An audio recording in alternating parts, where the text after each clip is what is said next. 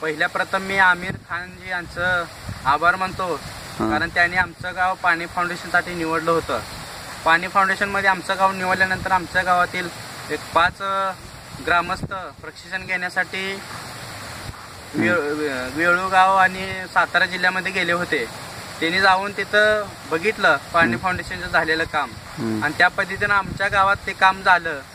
आणि गावात येऊन त्यांनी सांगितलं की ग्रामस्थांना सर्व आपल्याला अशा पद्धतीनं काम करायचं आहे आणि पाणी अडवायचं आहे, जेवढं शिवारात पाणी वाहून जाणार आहे ते अडवायचं आहे. आणि सर्व ग्रामस्थांनी एक विचार घेतला आणि सर्वजण कामाला लागले. 45 दिवस कंटिन्यू काम केले. आमच्या गावात उदरनिर्वाह चालत नाही, लोक मजुरी करतात, तरीही लोक वेळात वेळ काढून आपलं श्रमदानाला येत होते.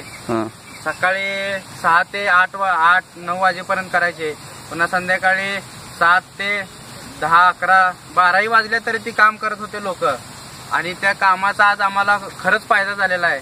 आज पाऊस पडलेला आहे आणि खूप पाणी आलेलं आहे वड्याला, सगळीकडे जेवढं आमच्या वड्यामधलं पाणी वाहून जात होतं ते आम्ही चांगल्या रीतीने अडवलेलं आहे. आणि आज आमच्या वड्याचं पाणी बाहेर कुठेही न जाता आमच्या गावातच अडलेलं आहे. त्यामुळे आमच्या विहिरीलाही पाणी अडलेलं आहे.